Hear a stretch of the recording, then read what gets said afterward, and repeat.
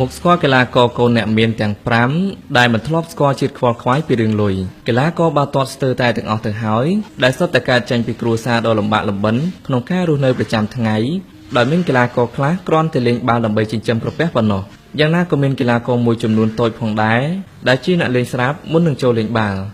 1 Gerard Pique ខ្សែបម្រើក្លឹបបាសេឡូណាកីឡាករអេស្ប៉ាញ Gerard Pique ដែលជាស្វាមីរបស់កំពូលតារាចម្រៀងកូឡុំប៊ី Shakira បានកើតក្នុងគ្រួសារដែលមានជីវភាពធូរធារតាំងពីដើម Pique មានឪពុកជាមេធាវីនិងជាអ្នកជំនួញដ៏ជោគជ័យខណៈម្ដាយរបស់គាត់គឺគ្រប់គ្រងនៅក្នុងមន្ទីរពេទ្យប្រចាំទីក្រុងបាសេឡូណាលើសពីនេះជីតារបស់ Pique ក៏ជាអតីតអ្នកគ្រប់គ្រងនៅក្លឹបបាសេឡូណា FC ផងដែរពី Hugo Lloris ប្រធានក្រុមមន់ខ្នាយមាសនិងជាប្រធានក្រុមបាល់ទាត់ជម្រើសជាតិបារាំង Hugo Lloris ដែលត្រូវបានទទួលស្គាល់ថាជាអ្នកចាំទីដល់ឆ្នាំនោះបានកើតក្នុងគ្រួសារអភិជនមួយក្នុងទីក្រុងណាយប្រទេសបារាំងគាត់មានឪពុកជានាយកធនាគារនិងមានម្ដាយជាមេធាវីដំបូងកីឡាករដែលមានអាយុ31ឆ្នាំនាពេលបច្ចុប្បន្នរូបនេះស្រឡាញ់កីឡាករតែស្នីទេហើយពេលនោះគាត់ក៏លេងបានចំណាត់ថ្នាក់ខ្ពស់ល្អផងដែរប៉ុន្តែនៅអាយុ13ឆ្នាំគាត់ក៏បដូរចំណូលចិត្តមកផ្ដោតលើបាល់ទាត់វិញ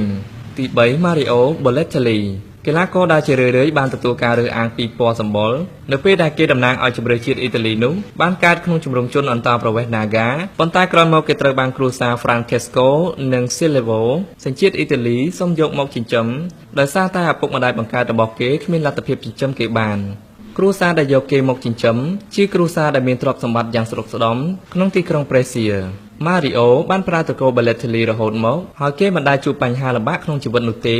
តាំងពីតូចដល់ធំ4 Robin van Persie អតីតកីឡាកររបស់ក្លឹប Arsenal និង Manchester United សញ្ជាតិហូឡង់រូបនេះបានកើតមកជាមួយគ្រួសារដែលមានឪពុកជាសិល្បករផ្នែកសូនរូបដ៏ល្បីល្បាញនិងមានម្ដាយជាអ្នកគូរគំនូររចនាម៉ូដនិងជាគ្រូបង្រៀនកាលពីកុមារ Persie ជាសិស្សដែលមានឥរិយាបថអាក្រក់ចូលចិត្តបង្ករឿងជាមួយមិត្តភ័ក្តិរួមថ្នាក់និងជាមួយសិស្សដទៃទៀតក្នុងសាលារៀនហើយឪពុករបស់គេបានយកគេមកនៅជាមួយ